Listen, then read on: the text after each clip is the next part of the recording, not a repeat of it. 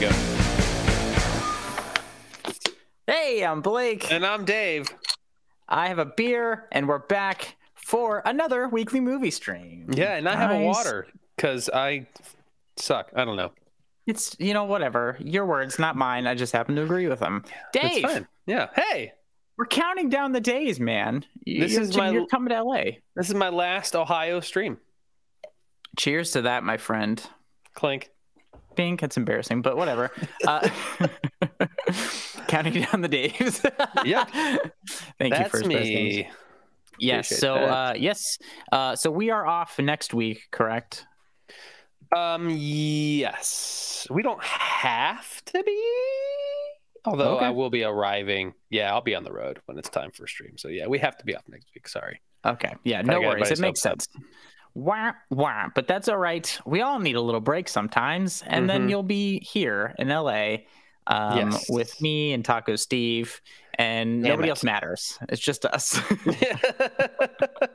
Yes. Oh, unless Iggy's listening. You also matter too, buddy. Love you. He's not going to be until later, probably. Yeah, probably not. Fuck you, bro. Don't watch the VOD. Also, Clubby One's in San Francisco, but still. Closer, yes. Much closer, but yes. I'm talking more about myself because I don't care about anybody else. You are the most important person. I think the thing I'm most excited for about our streams once I'm in LA. What's that? Is not being close to you. That's not it. Not being close to Taco Steve. That's the fact that I'll have my smart bulbs and I won't have this boring lighting behind me while you have the really cool, awesome lighting behind you. Listen, I love everybody's grandma's spare bedroom look you got going on. Exactly it works. What it is. It's exactly what it is. That's fucking hilarious. Don't mind my garden sneakers. I just leave them in here. It's fine. Oh, that's so funny, dude. But short of that, how's your week going? My current work is finding ways to make sure my last few days are awful. So that's great. Checks out. Yeah. And the stress of everything is starting to weigh down on me, and the sky's falling, Blake. It's great. Cool. We're both having emotional meltdowns on camera this week. This is great. Everything is gonna work. Everything sucks, and we're gonna do this together. It's fine. At least we have the internet. I might just go get a fucking my bottle of whiskey and raw dog it. I don't blame you. I straight up don't blame you at all. My week has been pretty okay. It's been, whatever, getting some stuff done. Lots of projects I'm kind of wrapping up here, feeling good about. Get a little sunshine, spend some time on the beach, Okay. Yes. But I did see a movie this week. Oh, which was? In the theater that we're not talking about. Oh. But I do want to address it because we've talked about it. Okay. So I saw The Little Mermaid with my friends Isaac and Alex, or Icky and Truffle Cream here on Twitch. Oh, nice. Yes, I'd never met Alex in the real life. And so it was nice to finally meet him. And we saw Little Mermaid. It was good. Oh, it was good. Interesting. It was good. Sure. I'm sure I'll at some point in my life maybe see it. It's not something that I think that you would be in love with, and obviously it wasn't something I was dying to see, but I was interested. So I went and saw it, and nothing like three nearing middle-aged dudes walking into a children's film and sitting next to everybody's kids. Oh, hilarious. Very awkward. Yes. I didn't realize how awkward it would be until I walked in, and the realization set on me when I'm looking for my seat, and it's like one adult and then couple little heads and then another adult, and I was like, we fucked up. Yes, you did. Proud of you. Theater. Because that is some fucking A-level comedy there. For a disaster. But maybe next time going to a kid's movie, you should at least borrow a kid. Hey, I don't know if I can get away with bringing my cat, but I'll try that. That won't be weird at all. People will totally be cool to sit next to me. I'll be like, hey, you want to pet my cat? I assume, I don't have candy with me, but actually I'm parked really just right around the corner. I have a ton of it. Hey, everybody, if you're new here or if you are not watching this live, you're watching this on YouTube a few days after, and you don't want to hear the stupid shit we have to say about our lives, you can just go ahead. There's like time code in the description or like chapter listing. So you can skip ahead to the movie news segment, or you can skip ahead to hear us talk about John Wick and Moonfall, because those are the two films, for some fucking reason, we decided to talk about tonight. It's true. And anybody who is watching live, fuck you. You're along with the journey with us. Yep.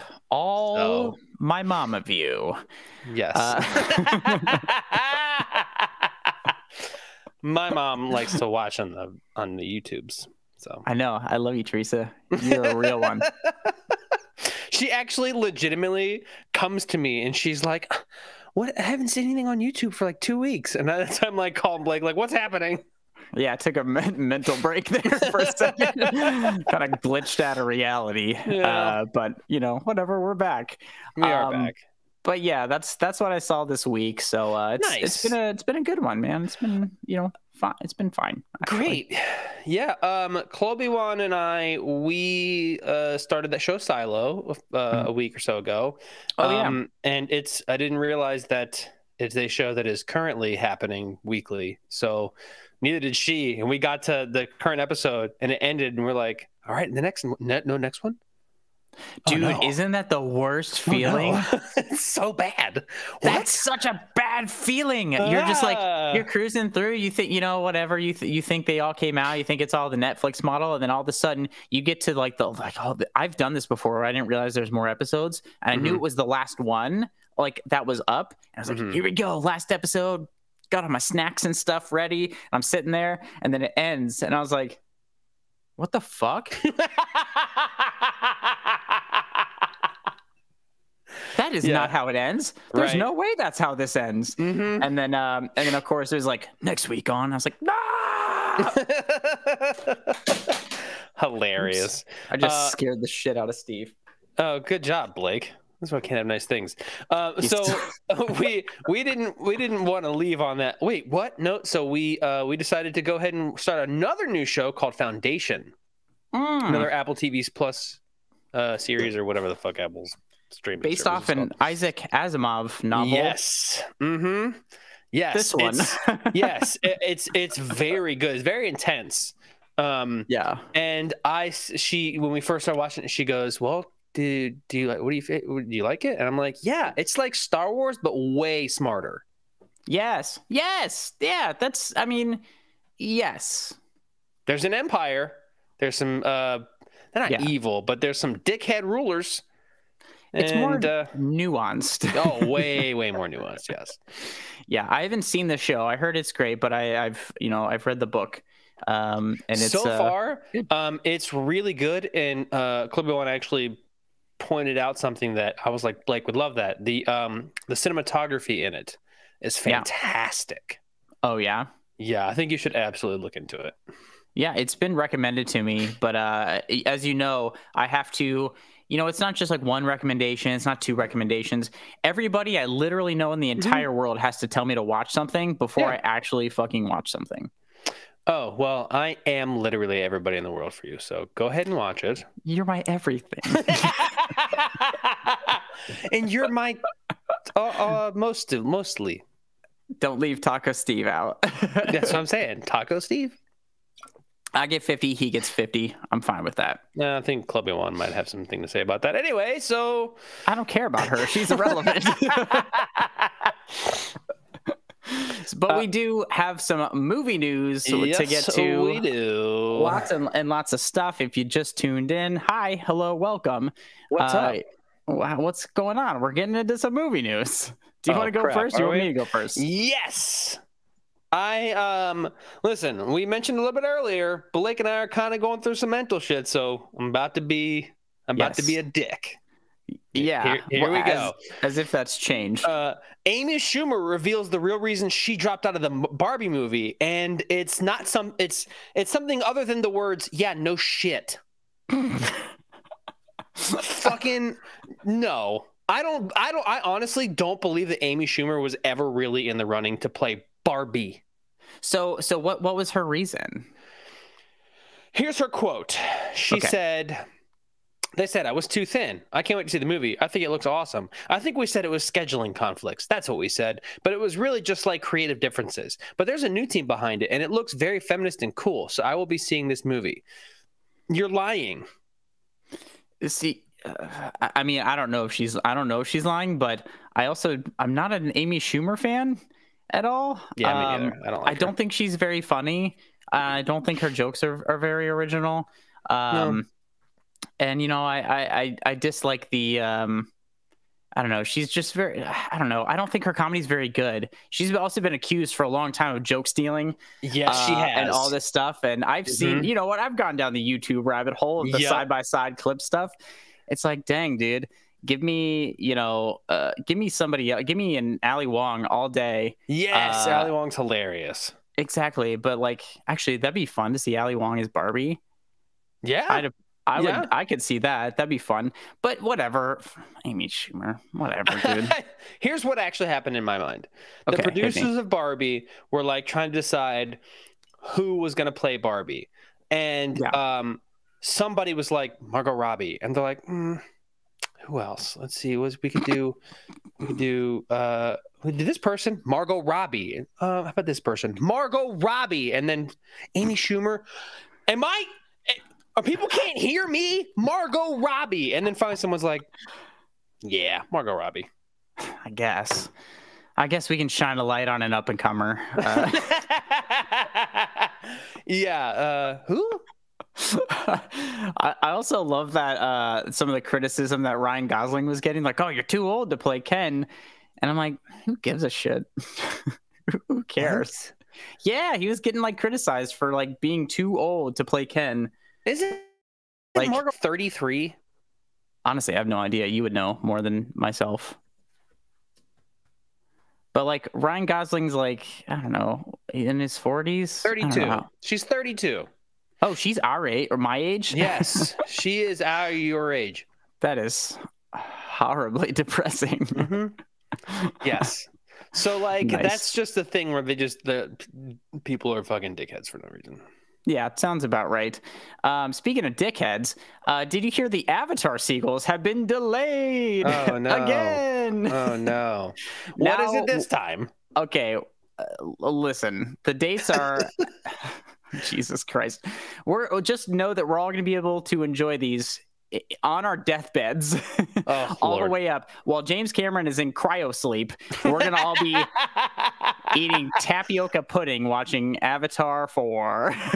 Avatar 3. Well, no, Avatar 3 comes out in 30 years. I won't be in a nursing home for 40. So the schedules go way out. So the dates, though, are now as follows: Avatar 3 in 2025, Avatar 4 in 2029, and Avatar 5 in 2031.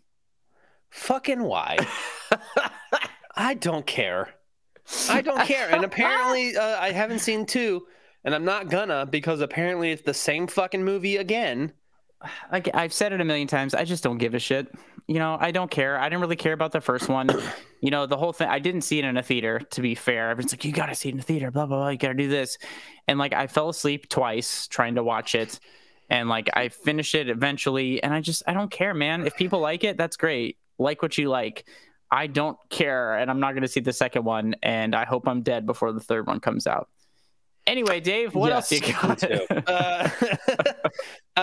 Okay, here's one. Mission Impossible 8/7 Part 2. Filming is not impacted by WGA strike despite previous reports, and I don't give a fuck. So also Frozen 3, moving right on. I'm very excited Frozen 3. Very, very excited. Dave, are you into the Frozen series? See, First Prize Games is. I know he is. Well, the voice actor who plays Elsa, yeah, she confirmed that she will return as the voice actor for Elsa in the upcoming sequel. She said, I don't know a lot, to be completely honest. They teased it to us, and I have no idea. They don't show you a script. They don't show you anything. All I know is, yeah, we are going to make one, and that's it. So I'm like, cool, I will be able to pay my bills. And honestly, I believe this one, I believe Frozen 3 is going to be called Frozen 3 Fucking Let It Go Already. Hey, you shut your mouth, Dave.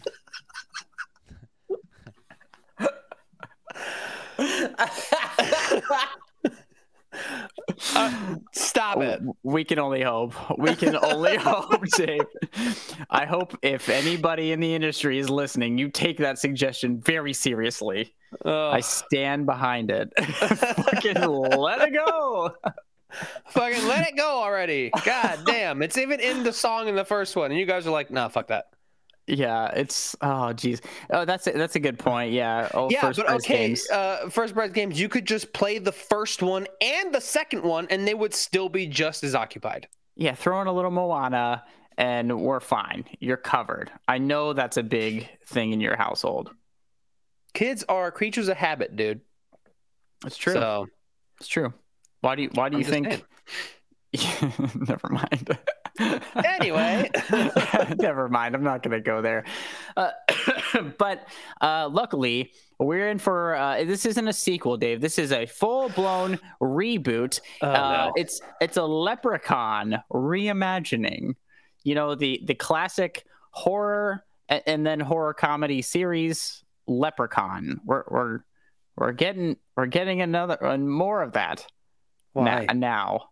Why? Can we because stop it? It launched the career of a very famous person, Jennifer Aniston. Oh, for real? Yeah, Jennifer Aniston was an Anderson. Jennifer Anderson. I can't help it. I didn't even mean to. Was in Leprechaun 1993. Wow. Before she was like really, really known. And it's whatever. Leprechaun is a little more there's some comedy to it, the original one, but they kind of lean into like Leprechaun because there's like, oh geez, what are the sequels to Leprechaun, dude? It's like Leprechaun in the Hood. Yeah, Leprechaun, stop it. Leprechaun, quit it. Please stop. Leprechaun in space. Leprechaun in the Hood. Already. Leprechaun back to the Hood, and Leprechaun. My Lord. There's Leprechaun Origins in 2014. Didn't know about that one. Glad I missed it. Great. Super.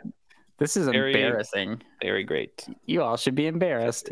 But I do have to say about this. I do like horror comedies. When they are good. When they are bad, sure. They're fucking insufferable. They are insufferable. And if as long as they don't like, oh, everybody liked Leprechaun, we're just gonna do the same style things, just like basically reshooting it and like adding new current jokes or something.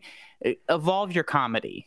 Yes. Like if you want to do something like new like this, especially if it's comedy based, that shit doesn't fly anymore. People can watch old comedy movies and enjoy them because, you know, some comedy writing holds up. Other things are like, I enjoy this because it's of its time. You have to evolve. You have to evolve, and comedy does not last forever. So please, for the love of God, evolve and give us something worthwhile, because I don't know if I'm gonna go to a theater to see this, but I'm probably gonna end up seeing it at some point. Yeah, I won't. I don't care. It doesn't sound interesting to me. It does just cool. Stop. Consider this a threat. I will. If you're mean to me, I'm gonna make you see the Leprechaun reboot with me. Listen, and talk about it. There is at least one more Fast and Furious movie, so you watch yourself. That's true, man. I'm actually racking up the points here, dude. So you have another thing coming. Just saying, you better be on your best behavior. Fight you to the death. That's all I'm saying. Please don't. You're bigger than me. Oh man. Okay. Let's see. There's a couple of things that I would like to talk about, and I'm gonna go with this one. So Ja Rule, who was in the first Fast and Furious, was apparently asked about his decision to exit the franchise and revealed that he has no regrets. And here's his quote, because I guess they asked him, do you have any regrets? Regrets. Yeah. Mm-hmm. Regrets? No regrets. No regrets. No regrets. I don't at all. Everybody has become the Monday morning quarterback. He missed out on doing 10 Fast and Furious movies. That's okay. I'm fine with that. I'm Ja Rule, the amazing artist that has had an amazing career, an amazing songwriter. That's who I am. That's who people see me as. I'm not going to, that's who I want to be revered as. I was probably the biggest artist in the rap game. I'll propose this to you. I'm John Singleton. I'm going to offer you $500,000 to shoot a movie for 3 months. Or I'm going on a tour and I'm going to make close to $15 million in the span of less than 2 months. Well, what are you doing? Who knew that there was going to be 10 of them? But even still, I would have to do 10 movies to make that kind of movie, or at least 8. Listen, Ja Rule, number 1, your career died right after this movie. Okay. Number 2, you did not exit the series. You weren't asked back, bro. You were not a main character. You were a character. Worked? I don't know, but he's trying to make it seem like, oh yeah, I just didn't want to come back. No, you were not asked back. I guarantee, because he was in one race and never spoken to or about ever again. Well, exactly. Okay, so I do have to agree with him on the fact that he was, I wouldn't say the biggest rapper in the game at the time, but definitely on top. He was the most, he was peaking. He was like currently, his career was peaking at that time. And so I get the idea, like, why would I keep coming back to these like goofy ass movies when I can just go on tour and like, be in a John Singleton movie and do all this stuff, expand my horizons, looking at you, Vin Diesel, and like, not come back to this. Like, I understand the decision, but don't come at me saying that like, I'm like amazing. And like, I was doing all the stuff and I'm number 1. It's like, no, dude, you ain't no Ludacris. I'm sorry. But like Ludacris I would argue has and had a better career even back then. Oh yeah. Like, and here's the thing, dude. Ja Rule ruined his own career when he went after Eminem. No, for real. And ask my older brother's CD collection. Ja Rule ain't fucking flying anymore, bro. All Luda, all the time. Yes, exactly. So that was fun to see. That was not at all irritating. Well, that's the thing. It's not irritating. It is fun, and not ironically, it is fun because it's interesting to see like his perspective on like how this all turned out for him. Yeah, like there's a million what could have been. If you would have, whatever, I was 12 in like 2002. So if you would have been like, hey Blake, how many more Fast and Furious movies are there? I'd be like, why are you talking to me? But I would follow that up with I hope not many more. Here we are 20 plus years later, and I still have to talk about this. Yes, you're welcome. No. This just felt like shot guidelines. I just saw that. I was gonna say, I was trying not to laugh in the middle of your soapbox moment there. That's soapbox moment. Ja rules are more like jaw guidelines. Thank you. Yes, thank exactly. you for that. I will say this though, it's funny to me because he's literally talking about it as if he had a choice in the matter, and he didn't. He was not. But do you know that for a fact? Pizzas is coming in hot. Pizzas. Okay, I'm gonna show you Taco Steve. Prepare to see my messy ass desk. Steve sleeps and works very close by. He's here. He's sleeping it up, doing his thing. Once he gets all his shots, then he'll be out there talking to the hose.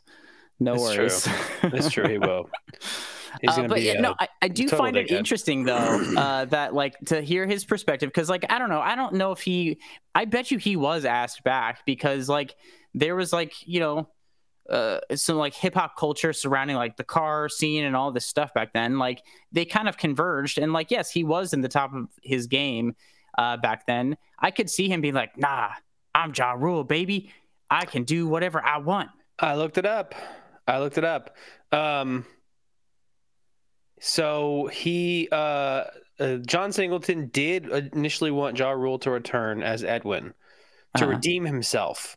Yeah. His character would have presumably wound up in Florida to aid Brian in some way, but Ja Rule turned down the offer to return, and Ludacris was cast in a life-changing gig. So apparently Ja Rule thought he was too big for Fast and Furious. So I was incorrect. Yeah. But in my mind, I don't care because fuck Ja Rule. Not fuck Ja Rule, dude. I don't care enough about Ja Rule to be like fuck Ja Rule. I don't care. I literally don't care. I hope he's happy wherever you're conducting this interview from, Mr. Rule. I hope you're living in the lap of luxury or whatever. I hope your back catalog is doing well, bro, because your new one is not. Because you got to retire at some point, I'm sure. Oh, man. Oh, dude, yes. The Rock is coming back, pizzas. Not to like take a big left-hand turn on this, but I also discovered over the last couple of days when I was looking through like movie and industry news that there's a show called Young Rock. Oh, yeah. And it was canceled. It's been on for 3 seasons. What? There was 3 seasons of a show about The Rock and like him growing up. Why? I was like, wait, what? It's like the Young Rock has been canceled. I was like, what is that? And then I see pictures. I was like, excuse me? I guess I haven't watched network television in about 20 years, but still, damn. Gotta be a major hit to his ego. Yeah, just like everything his is pretty much getting canceled. And I did hear something about The Rock being back, pieces. It seems as if, and I could be misremembering, but it seems as if he's not going to be back in the main movies. He's going to be back in his own movie because I think he still refuses to work with Vin Diesel. Okay, but spoiler, not spoiler, because they've been announcing this stuff. That's the post-credit scene in Fast X. Mm-hmm. Why would they why would they give a post-credit scene in the movie of The Rock showing back up if he's not going to be in the main movie? That would be because The Rock begged, I'm guessing. I don't know, man. I think they have to put him in the next film. I guarantee. Actually, we can take a bet on this, and it won't pay off for another 2 freaking years or something. The Rock is going to be a main thing in Fast X Part 2, or what is it called? Fast 11? Fast X Part 2. I don't fucking know. Whatever. I don't care. He's going to be in there, but yes, no, I agree with you, pizzas. I'm also I usually I try to stay for the credits on movies I enjoy. I don't know, it feels respectful, but when I saw Spider-Verse, I was in a theater with 800 other people, and as soon as the credits rolled, I was like, bye. I'm going home. I gotta get out of here. I don't care if there's a post-credit scene. And yes, we're gonna get to too long of movies. Yes, for sure, and here very shortly. But bro, yeah, I don't care. I'll look up the post-credit scene on the internet later. Yes, but I will say this: since we're talking about Fast X, I have 2 Fast X related movie news, so I'll just lump them in. Number 1 is apparently people on the internet are calling out Fast X for one scene for being too over the top, and you won't believe which one it is. It's the scene where Vin Diesel spins out Jason Momoa and then spins his car to pull his son through. That's the scene that they're like, wow, that's too. They went to space last movie.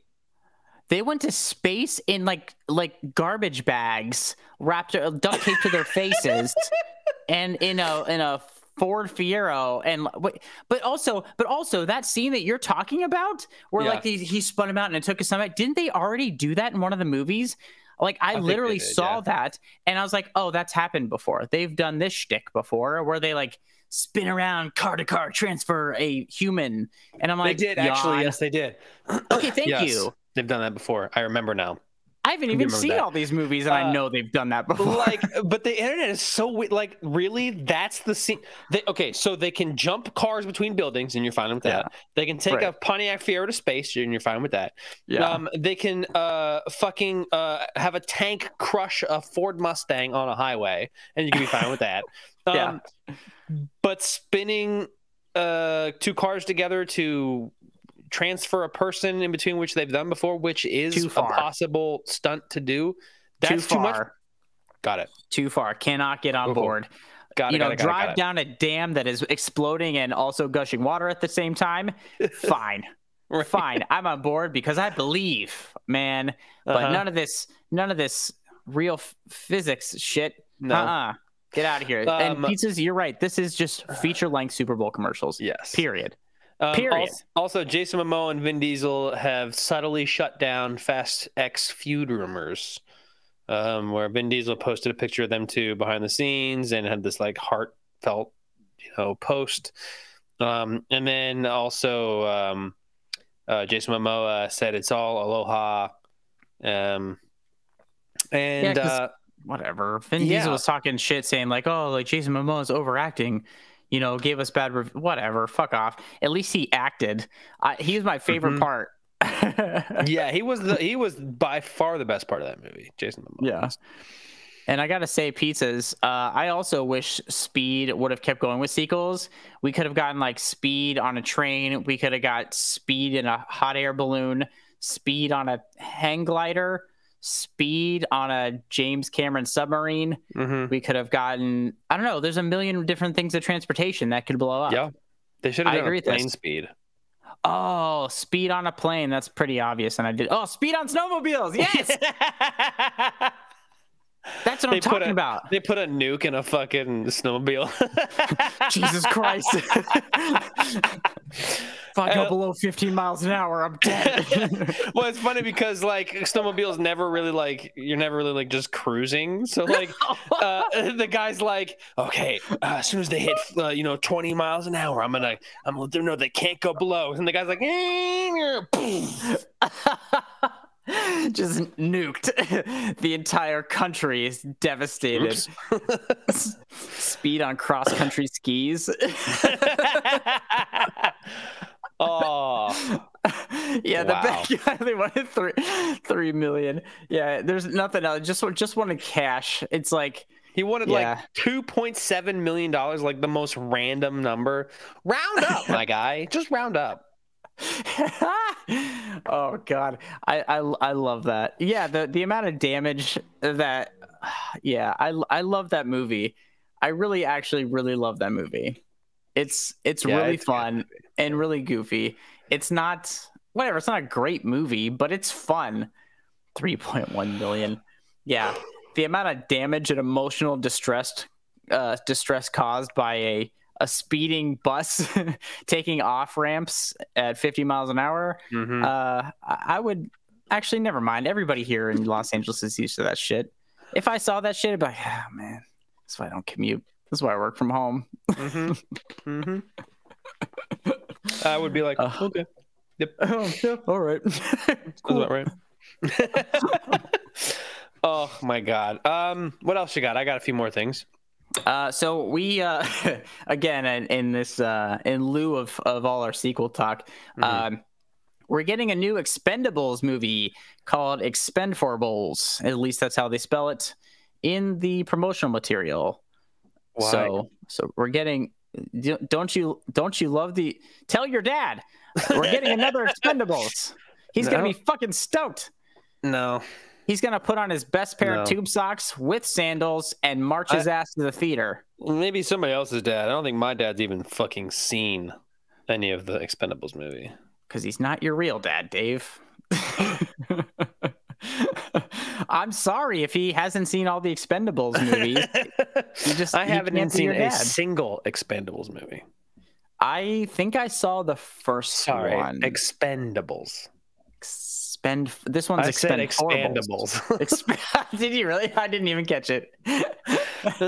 Expandables. Well, if they keep aging the way they do, it will be the Expandables. I swear to God. Oh God! It's just every action hero and their ICU nurse, their hospice worker. It's terrible. Oh, it's terrible. But we're getting one of those. I saw the first one, which I don't really remember that well. But I did, like, we talked about this at some point, but I used to cover red carpet stuff, and I did the red carpet for the Expendables 3, which is probably one of the last red carpets I ever did. And it's I didn't see the movie though, because I don't care. True. But we're getting another one. I don't care either. Great. Who asked for this? Nobody did. No. The people who wanted money asked for this. Somebody's dad. Yeah, somebody's dad for sure. Speaking of things nobody asked for. Yeah. Remember Carl from the movie Up? Oh my God, I have this too. Yes. Go on. In a new Pixar short, the widower gets ready for a date. Fuck you. No, fuck you. Fuck you for sure, because I love the movie Up, and every time I watch it, it makes me cry before the opening credits are even done, and I'm just like fucked up for the rest of the time. I'm just watching Carl, and now they're gonna give him a love interest? No, not on my watch. You cheapen him and what's her name? Ellie? I don't remember. You cheapen him and his fucking wife's love story. Okay, it's bullshit, and I have never cried so fast in a movie before in my life. Me either. This movie wrecks me every time I see it. Give Kevin the dog a love story. He deserves love. He's an idiot. Leave it alone. Stop it. Is that the name of the dog? Yes. Okay. I don't know. Sure.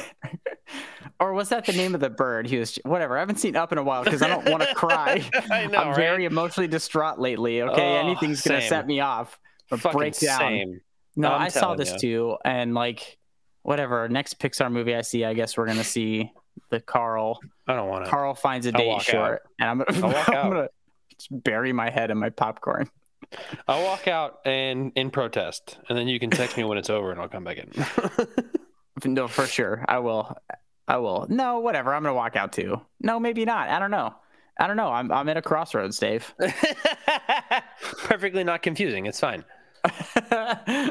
Yeah, I did see that. But also in shit we didn't fucking ask for, news. There's a new Alien movie because we don't have enough of them. You know, it's finally getting released in 2024. Dave, the new Alien. It's the thing, you know, Alien. It's the thing. I don't like. I don't. Whatever. I don't really care about these, but no. I have to say this is my note for why I wanted to talk about this, because the Alien franchise has been a playground rife with iconic filmmakers at the helm of some of these movies. You know, we got Ridley Scott, your James Camerons, your David Finchers, those kinds of people. Ridley Scott again, because he ran out of ideas or something. Yes. So whatever. Right. But we're back. But this time, we're getting it from director Fede Alvarez, who I really like. I think he's great. You would know him, Dave, from, I like his work, but you'd know him from the 2013 Evil Dead reboot. Oh, okay. Yeah. I think he's that was his first film, by the way, his first feature. Yeah. So I was like, okay, I'm interested. Sure. I don't know. We'll see. You know me, like I like to go see movies. Maybe I'm not interested in the concept, but I like to see movies by directors I enjoy. So whatever, maybe I'll go see it. I haven't seen the last however many Alien movies there have been since Alien 3. I don't care particular. Wait, no, I saw Alien versus Predator. Okay. Which is not an Alien movie really, but there's an alien. Know if I've seen any Alien movies. Dude, oh really? Not all the way through, at least. I know I've seen clips, but I don't know if I've ever seen an Alien movie all the way through.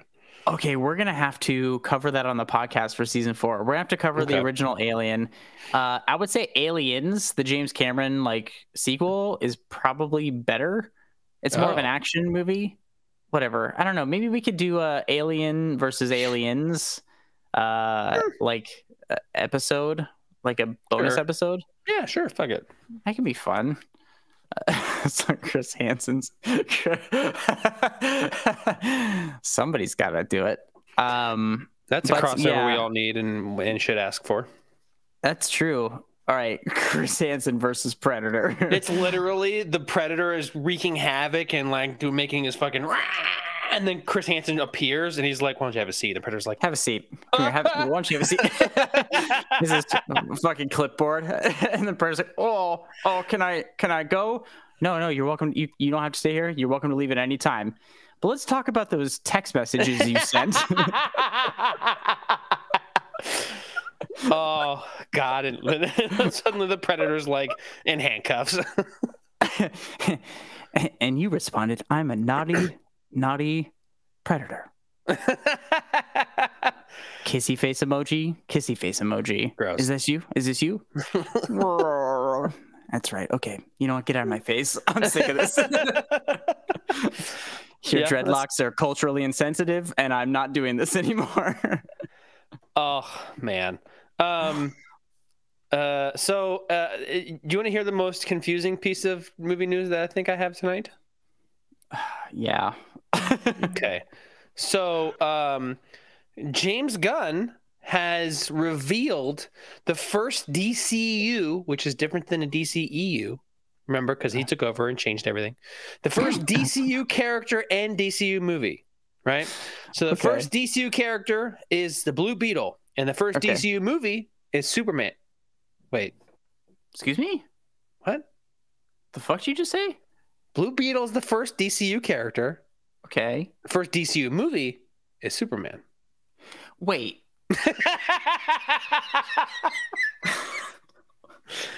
Yeah. Wrap your brain around that one. I thought you were kidding with me when you said it's confusing, but I'm like legitimate because wait, doesn't the Blue Beetle come out in like a couple months? Yeah, so that was actually like all production back in the DCEU era before James Gunn. So they're releasing it, but I guess James Gunn like, man, fuck it, that's fine. We'll use his character, but this is not grandfathered in. I guess, but I'm assuming that this movie is not going to be canon in the DCU. So the next time the Blue Beetle appears, it's going to mean nothing. It's going to be for the first time in this current canon. Yes, I'm assuming. Why the fuck? Because the first DCU movie is Superman. Dumb. How can you have the first DCU character and the first DCU movie be different? What are you doing? You're already fucking up. I don't care about any of these movies, to be very clear. Yes. I care about this now. This bothers me. Yes. This bothers me, and I feel like I need an explanation. Because doesn't it, like, and knowing that, going to see the Blue Beetle, like, yes, it sets up the character, but also means nothing? Yeah, it means nothing. Unrelated entirely. I feel like superhero movie fans should be upset. Yeah, I mean, honestly, I don't give a fuck about the Blue Beetle because honestly, I've already seen Iron Man, so I have no idea what the Blue Beetle even is. So basically, it's Iron Man, but if an alien race sent an AI bug, dope, instead of Tony Stark or the main character creating his own suit of armor. Now it's this kid who gets chosen by the Blue Beetle, and he has this suit of armor, and it just like moves for him. Okay, here's my thing. If so pizzas, I get it. Like I'd be tired too. I'd be very tired. But the Blue Beetle, whatever. If it's an interesting origin story, that origin story is not going to change. Probably. No. Fine. Whatever. Maybe it's interesting. I don't know. I'm probably not going to see it unless we're talking about it for stream. But maybe there's an interesting story there to tell. I don't know. I don't imagine, like I do feel for James Gunn a little bit here because imagine being hired to be the creative force, the Kevin Feige of DC. Imagine being hired to be the person in charge of the entire DCU, DC universe, DCU. Sure. And start making all the decisions. They're like, by the way, we're gonna keep making movies that are unrelated to what you want to do up until you start doing stuff. He's like, okay. Well, so that's the thing too. I think James Gunn is an incredible creator.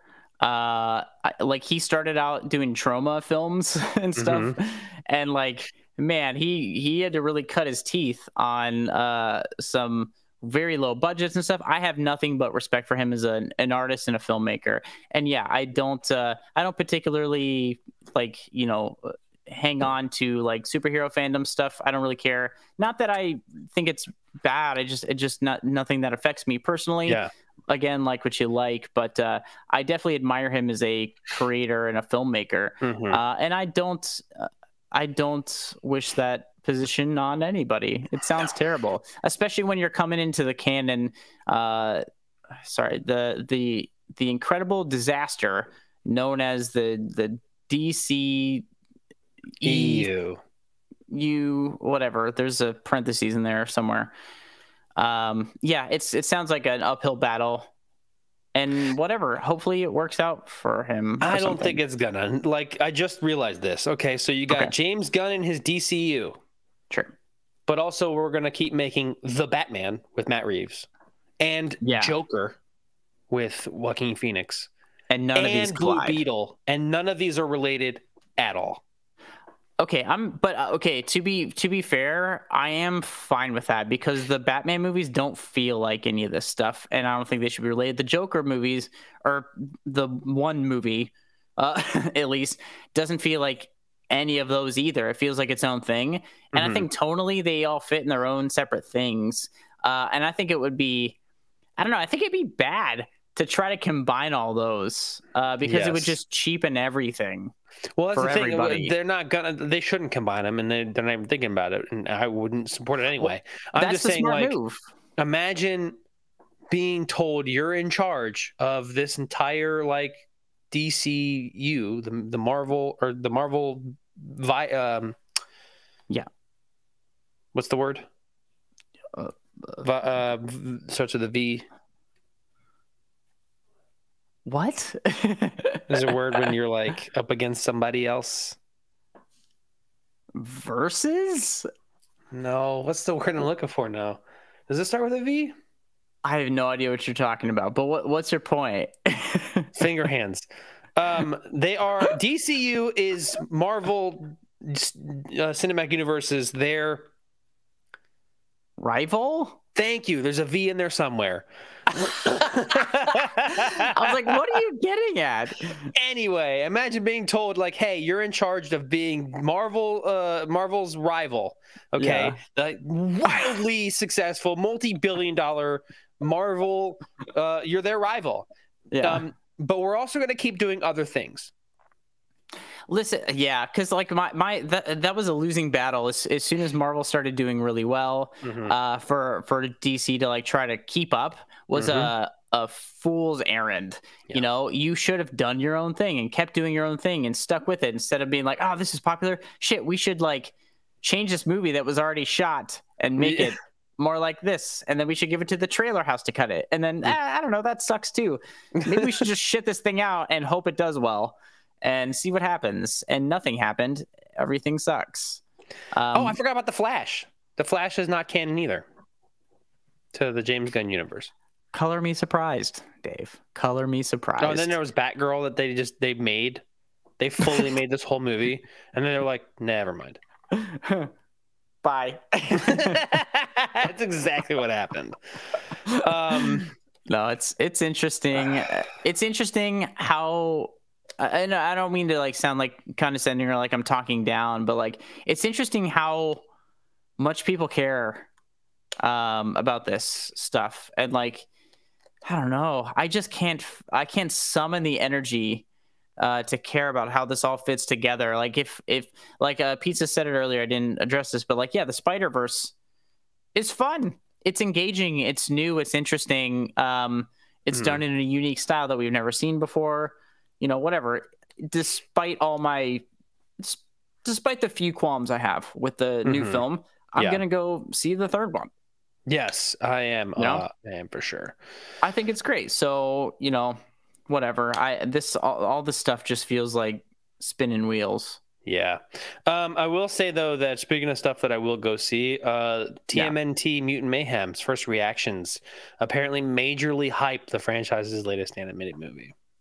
I was just talking to somebody about this. I was talking to my buddy Taylor about this, actually. We're talking about movies. I was talking about The Little Mermaid and stuff, and we're talking about animated films and all this stuff. And I can't wait for this. I don't really care about the Ninja Turtles. Like, I love the Ninja Turtles. See, that's the thing. I don't really care about the Ninja Turtles as like a property or anything. I saw the live action films when I was a kid, and I thought those were fun. We had them on VHS. Yeah. But I don't really care. I didn't see the Michael Bay ones. They looked not great and stuff, but this looks fun. I think the animation looks great. I think the trailer is really fun and funny. It's a Trent Reznor score. Yes.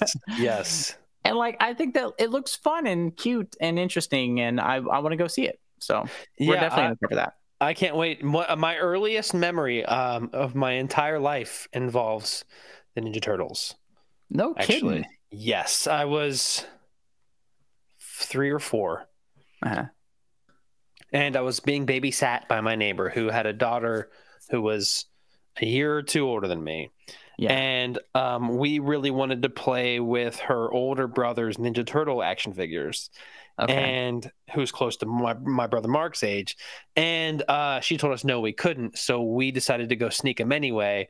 And she's vacuuming, and we have them behind our backs like this as we're trying to walk past. She's like, "What do you guys got?" We're like, "Nothing." So that was my earliest memory.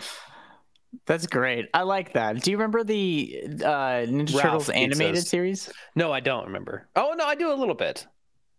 Okay, I remember seeing that, on whatever time. I don't know. I was a kid. I don't know days of the week as a child, nor do my memories hold up that well. But I do remember. I remember one weird thing. I remember the series, but I remember like April would come on and like stick around for after these messages. Oh yeah. But the way she said it, I don't know how I remember this, but the way she said it, it always confused me because I thought she was saying something about juices, messages, which I sounded like she's saying juices. So I was expecting like juice commercials, and I never got juice commercials. And it was very confusing to me why she's talking about juice. Oh man, before the commercial breaks. That's a dumb thing, but that's like the one thing I remember. I will say that. I just realized something. What? Pizza's asking or saying like either Leo or Raphael. My brother Mark was a big Leo fan, but I was a big Raphael fan because he was the misunderstood and the edgy one, and I realized that's why I like all of my favorite characters of all the things I've grown attached to. Fucking misunderstood and edgy. Yes, every single one in Dragon Ball Z, in Ninja Turtles. He's not misunderstood. Oh, I guess he's misunderstood. And fucking Iron Man was my favorite character because he's like he's edgy and he's like a big asshole. But I don't know, man. Yes, I'm a Vegeta fan for sure. That's really funny. I couldn't even tell you which turtle is which. People know. Yeah, I don't know. Serious? I'm dead ass serious. Michelangelo. What? Which one? Oh. We're gonna work this out here. We're gonna workshop this. Michelangelo. Michelangelo is which one? Am I supposed to say a color? Red? No, that's Raphael. Okay. So Donatello, which one is he? Purple. Yep. Ha! You got one. Okay. One for one. 1 for 2, I should say. All right. Okay. How about Leo? Leonardo. What are the other yellow? Yellow's not one of the colors. See, I don't know. Blue. Leonardo's blue. Blue. Okay. Which would mean Michelangelo is which color? Blue, red, purple, and green? Green is their skin, dude. He's the one that likes pizza the most. Not yellow. He's got the skateboard. Orange? Yes. Okay. I can't even recite this back to you. Raphael. I can't even tell you. I don't know. Raphael is red. Red. Raphael. Okay. Donatello is purple. Leonardo is blue. And Michelangelo is orange. Every time you say a name, I think red. Oh yeah, I remember that actually. Pizzas. They actually all of them wore red bandanas in the comics until the cartoon. The studio requesting colors to help distinguish them. Oh, so I was accidentally right. Red. No, what about this one? Red. Red. Also, I'll take a win where I can get it, buddy. Right. Oh, goodness. Very strange. But listen, that's all the movie news I got, Dave. Yeah. I only had one more, which is that apparently Sylvester Stallone finally just admits that Arnold was the superior actor back in the 80s. I saw this too, and I didn't give a shit enough to even put this on my thing because I'm like, wow, this was big news in 1994. Well, here's what I wanted to bring it up is because it was really backhanded. Okay. It was the most backhanded. Checks out. Here's the quote. Ready? He actually, Arnold, actually relied on his body to tell the story. Dialogue was not necessary. I saw that there was an opportunity because no one else was doing this except some other guy from Austria who doesn't need to say much. He was superior. He had all the answers. He had the body, he had the strength. That was his character. I had to get my ass kicked constantly, whereas Arnold, he never got hurt much. And I'm going, Arnold, you could go out and fight a dragon. You come back with a Band-Aid. So, like, he's saying, yeah, he's better, but also fuck that guy. It's basically what he's saying. It was very backhanded, but also, like, Arnold still, like, whatever, he didn't have to talk, but he still had all the best one-liners. Name a Sylvester Stallone one-liner. Other than Adrian. Yeah, basically. Which isn't really a one-liner. It's just him being punched in the face so much. It's the only thing he can get out of his mouth. It's a brain hemorrhage. Yeah, it's a full-blown stroke coming out verbally. Dude, yeah, it is a tumor. Did you see the that very, very strange Netflix promo with Arnold and Chris Hemsworth? I did. Very clearly not in the same fucking elevator. Yeah, and Arnold doesn't show up weird until he wants to. Yeah, it's very awkward. Don't watch it. Yeah, or maybe you have to. Might be some. Was that YouTube pre-roll? I don't know. Or something. I don't know. I saw it too.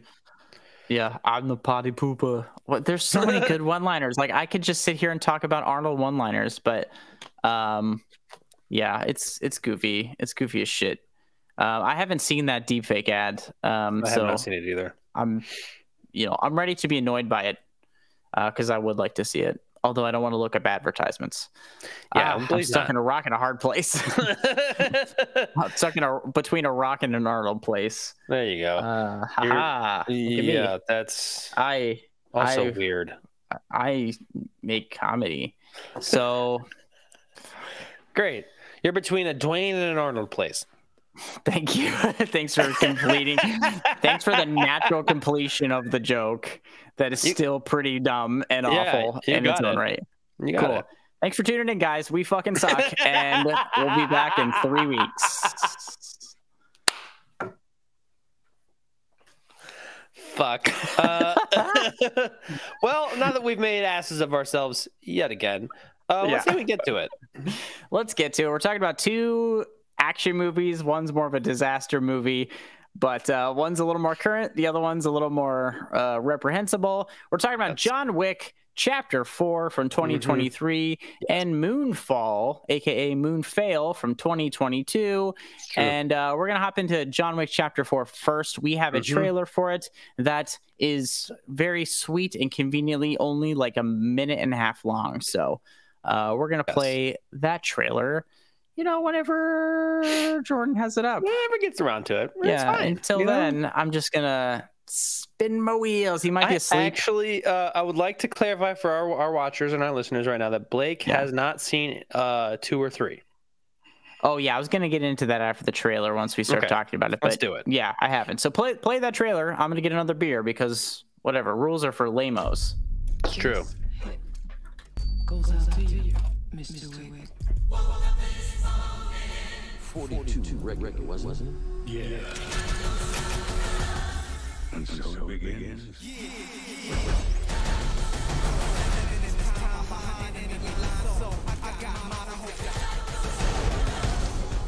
Challenge against a single combat.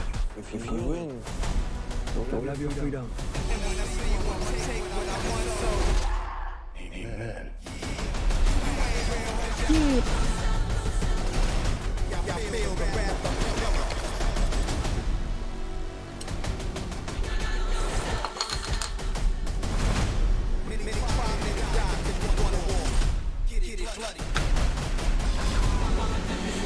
This is like a.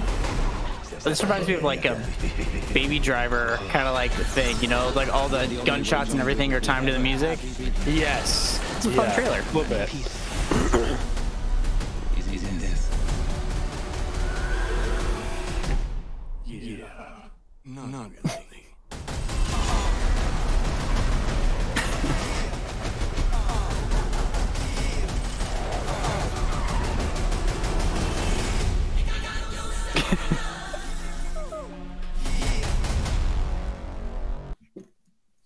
Oh boy. Great. John Wick. Great. Numero 4. Dave, what is the story for John Wick Chapter 4?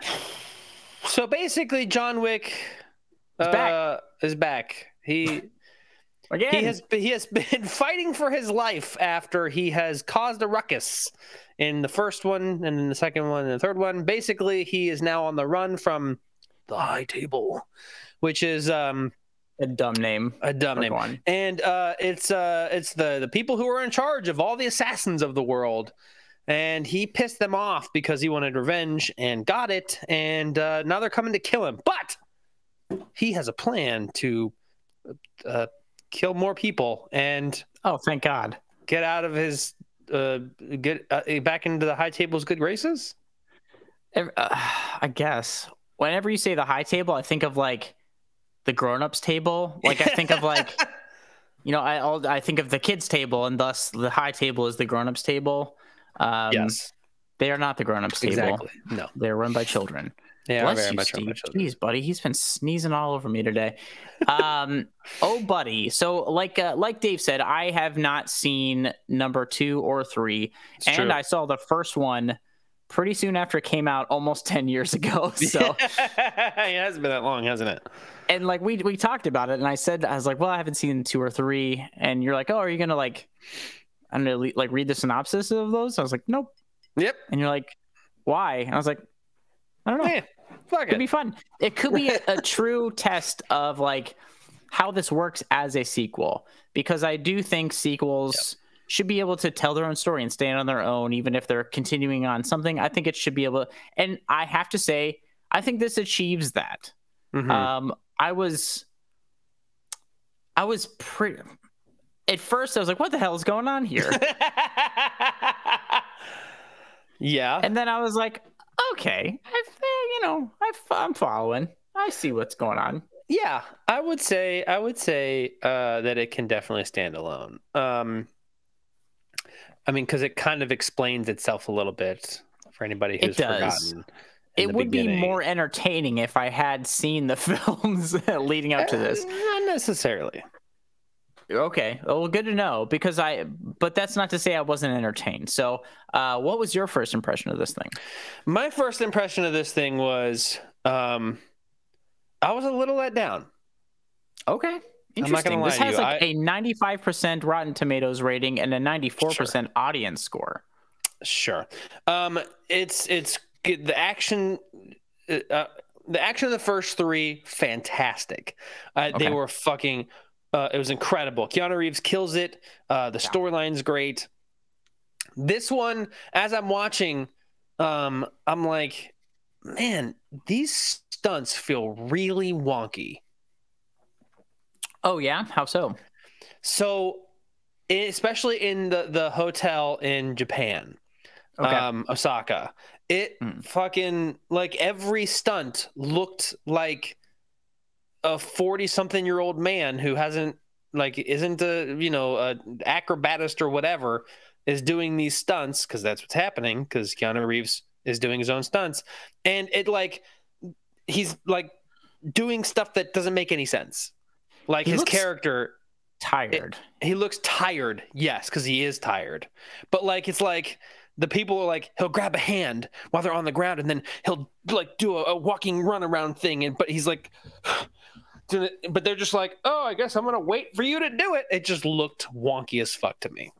I did notice that a couple times, actually, that you said. I didn't necessarily note this, but I did notice that when I was watching. I was like, because I was like, man, this dude looks tired as shit. This is like very they're fighting. I was like, oh man, take a breather, buddy. You're making me exhausted. I'm gonna use my inhaler.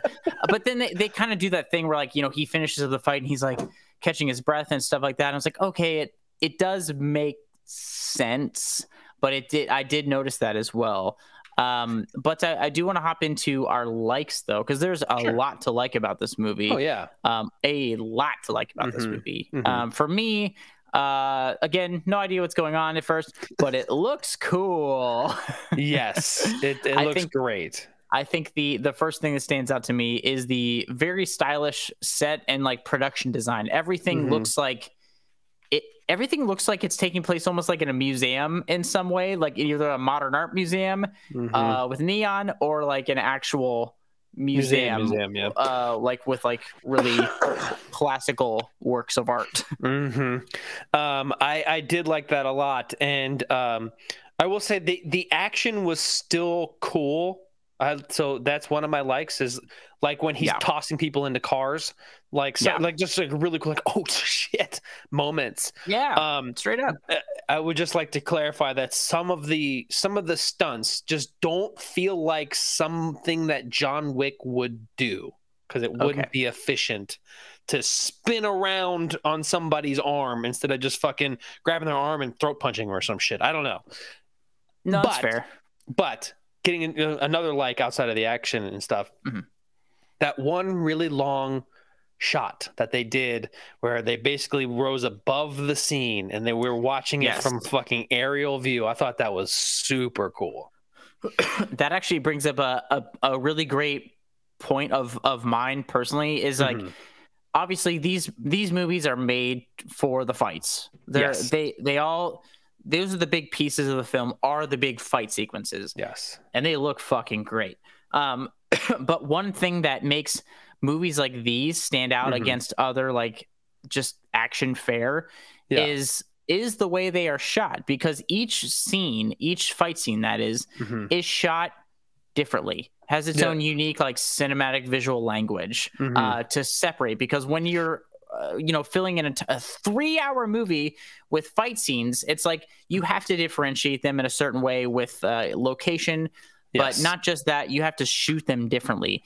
And that scene specifically is great because we're seeing the stuff, and then we move up and then we see that aerial view, and you just get a different feeling for the fight. It still feels intense and still feels brutal, but you're seeing it from a different perspective that like, good, finally. Cool. Where it's like taking a breath, but still being engaged and entertained. Yes, it's a way to break up the monotony of bones breaking and people being shot in the face. And I gotta say, so much death. I kind of forgot about this. I feel like this happened in the first film, but some of the punch shooting, it just feels intense. I know it's like the sound effects add and stuff to that, but he's just like punch shooting people and stuff. It's great. It's a lot. I also really enjoyed the fire shotgun that he had. That was a cool visual. That was tight. That was very cool. Lots of inventive kind of things, because I know, I understand what you're saying too about some of the fight choreography. It's very, it worked for me. I know John Wick, even as a character, they talk about him getting older and all this stuff. And I'm like, okay, I get it, because I think the choreography and stuff still holds up. It's still a step above the average, action fair fight choreography. I guess it just wasn't as smooth as I thought it should be. It was very juddery, like especially in the beginning. It got better throughout the movie, which is very strange. But like in the beginning, he looked tired. You're right, and because he looked tired, it was like, instead of just like a sweeping kicking movement, is like. I did feel that, because like my big thing too with action movies surrounded like a big bunch of people fighting one guy. It's just like, okay, everybody just go. Everybody just go and kill. And like the first John Wick was like very good about how they handled these kinds of scenes, like where they were staged and like how like the entire scene was blocked. Enabled us to believe that John Wick could just take out all these guys. There's a couple moments in this too where I'm like, all right, buddy, you're here. Go fight now. Don't just fucking stand there. You're here to kill John Wick. So go kill John Wick, instead of being like, Now I go. That's what I'm saying. In some of those moments where like John Wick grabs the arm and starts to do a move, the guy's just like, I'm gonna allow it. Yeah, no, for sure. There's more moments of that than I anticipated, because I don't remember really any moments like that from the first one. No. But again, it's been almost 10 years. And as we know, I'm turning 55 this year, so the old memory's starting to go. Yeah, I would just say that there's nothing wrong with it. I think the idea behind every move was great. It just in the beginning felt wonky. It felt like these were his warm-up takes. I understand that. I absolutely understand that. A big thing for me too in this was the music.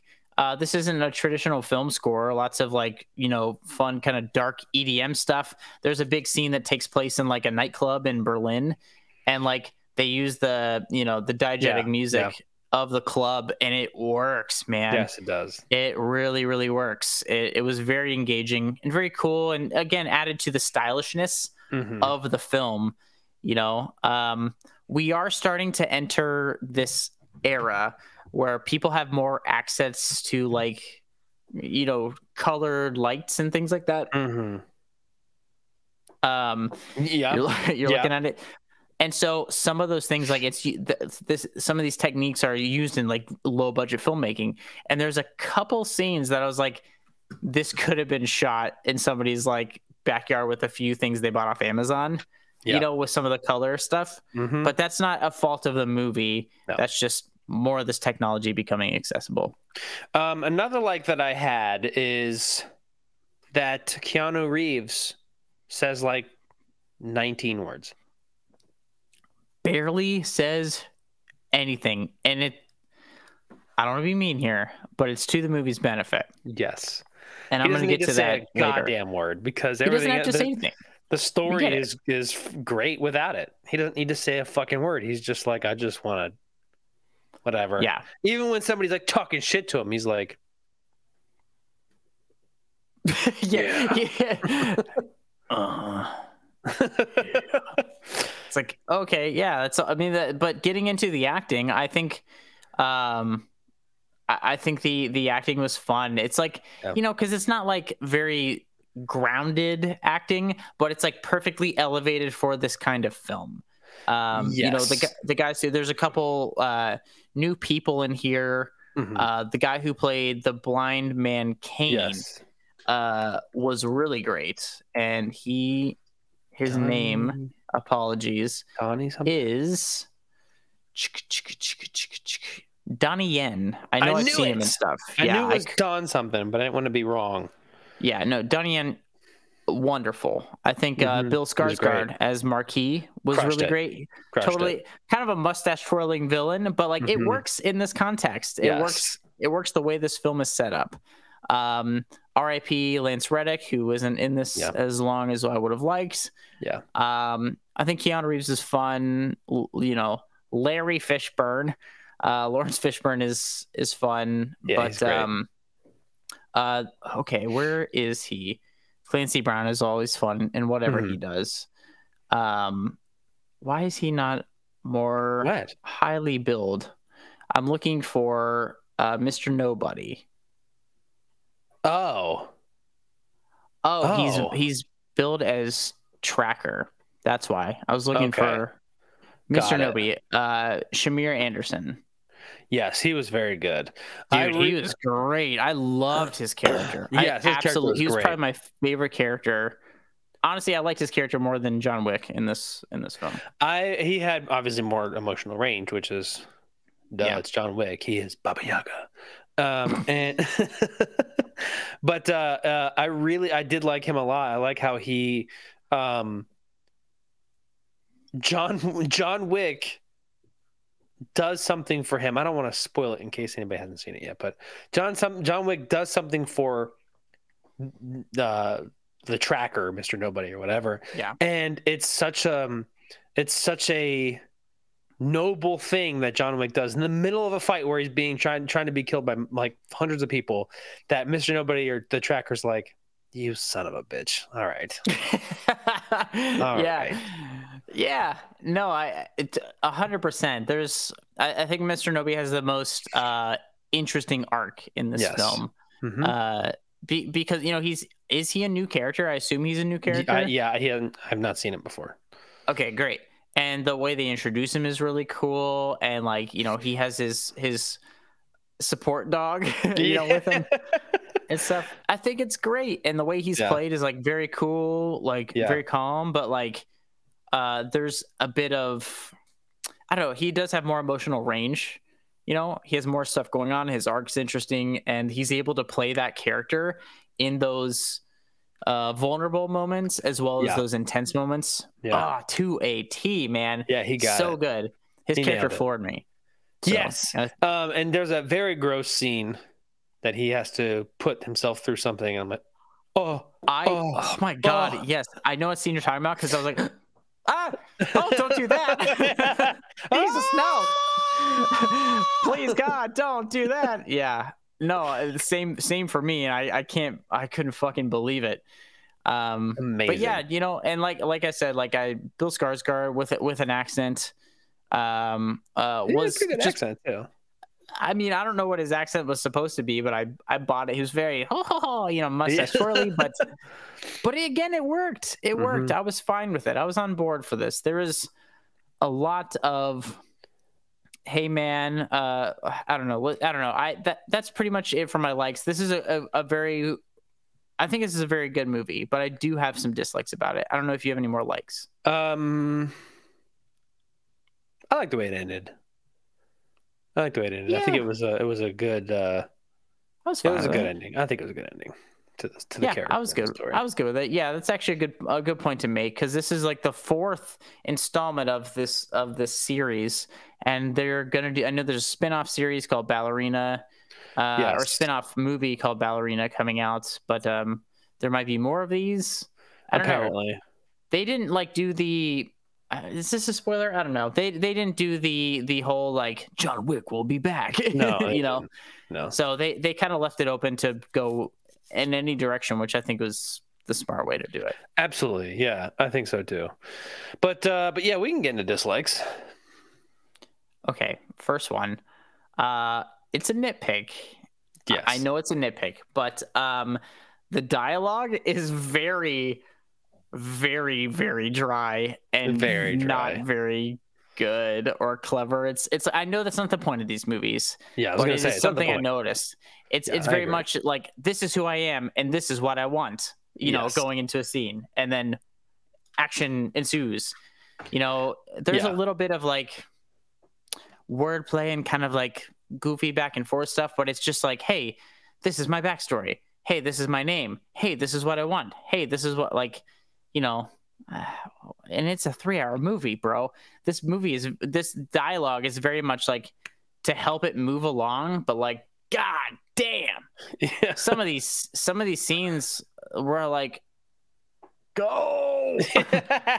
Yes, there were definitely some scenes where it's like, okay, can we get to just happen already? Jesus Christ. Right.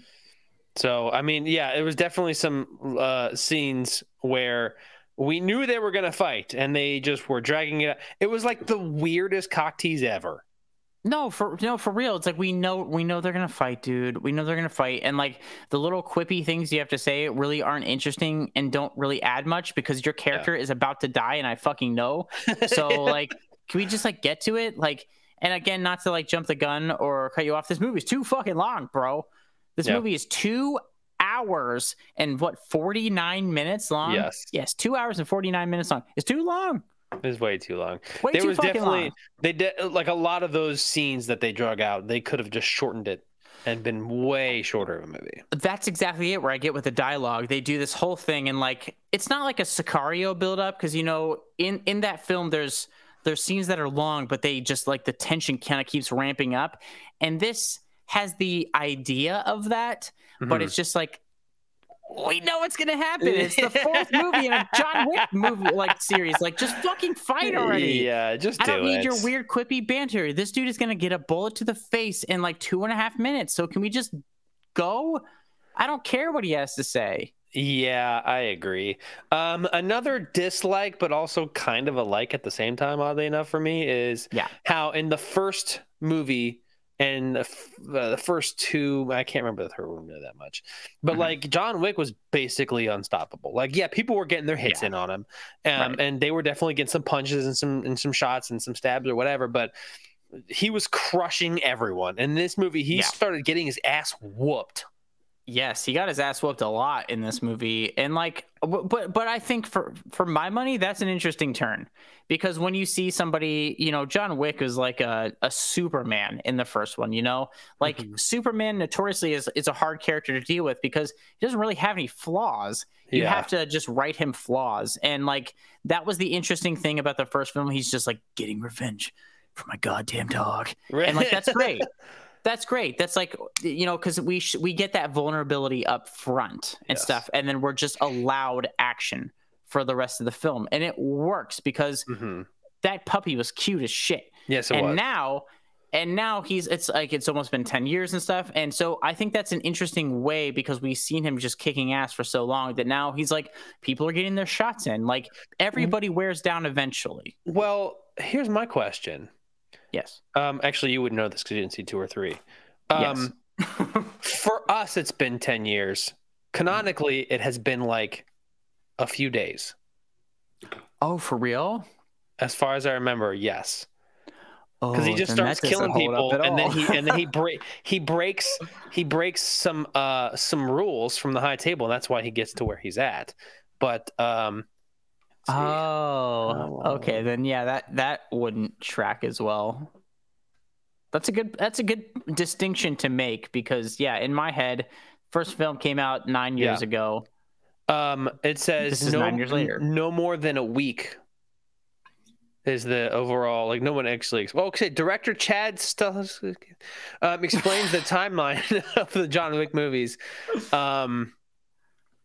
He says, well, we figured the first 3 movies happened in like a week and a half, somewhere in there. That's my version. I think Keanu's is a little different. And I think this is like 6 months later. So within a year, I think it all happens. I would say almost within 7 to 8 months. Wow. Okay. Well, that's interesting. That's actually very interesting because has he been like in a constant 6-month fight? Because I guess I'd be tired too. Yes, he has. Okay. Then I guess it works in a way still. Yeah, I mean, sure.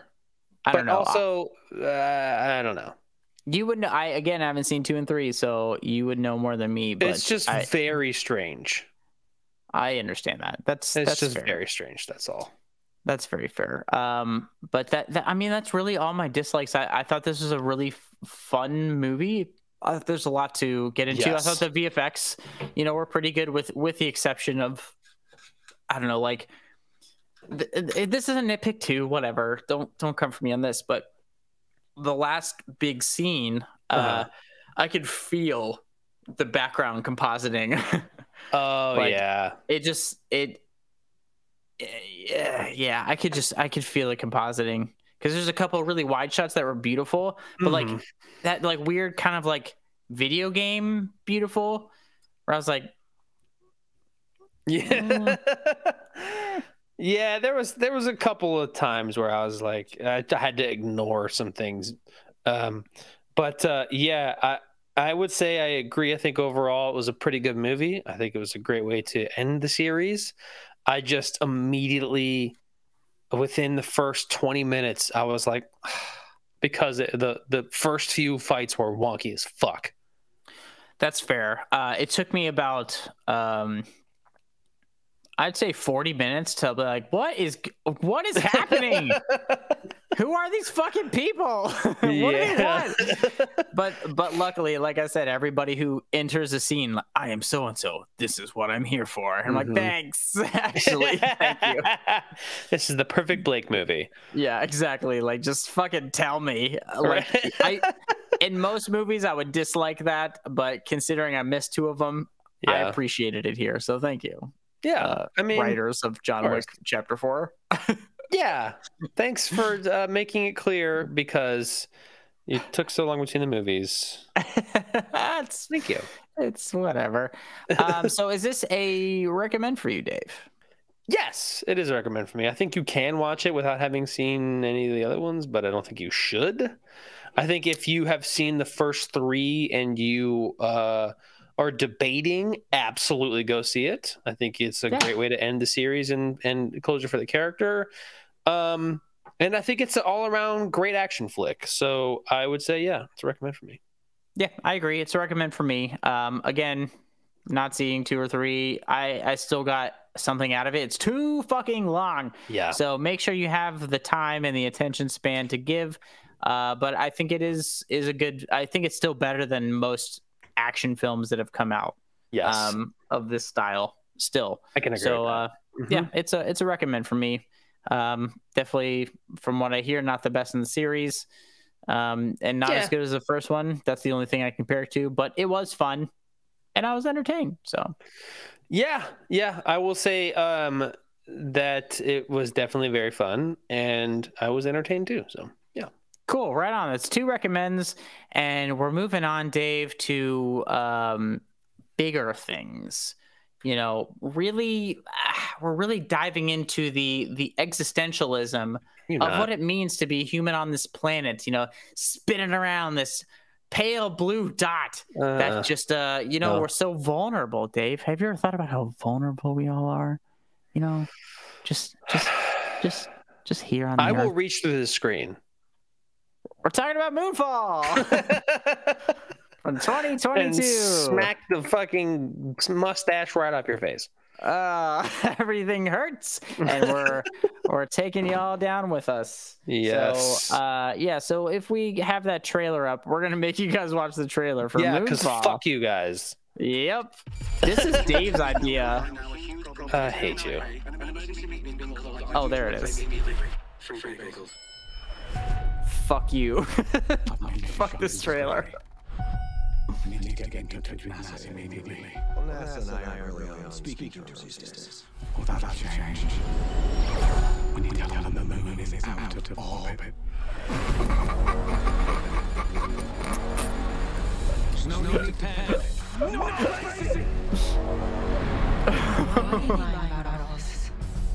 It's too late to stop. You knew all this was happening before NASA. You're the unidentified source? Oh, yes. We're dealing with an intelligent entity. We're planning a mission to attack this thing. I'm asking for your help. Say yes, right. When you do, be brave. I hate this so much. Trina can say my. It's true. It's true. You have got a big gravity wave coming your way. Have to launch now! Did he say gravity wave? Oh my god.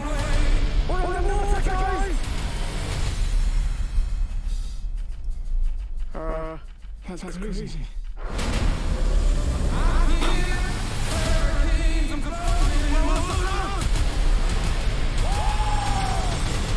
What's the plan? Save them, save Earth. God damn it. Yo, this is a. Wait for it. What? Let's go use them.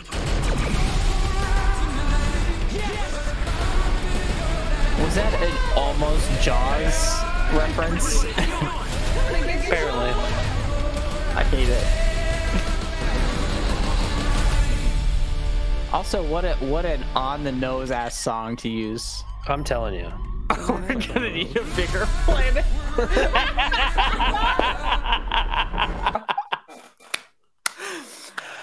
Fuck, dude. Comment of the stream. Love that. That's hilarious.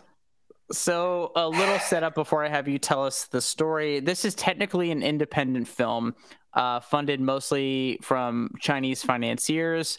They also happen to miss the disaster movie trend by almost 30 years. Yes, they did. Yes, they did.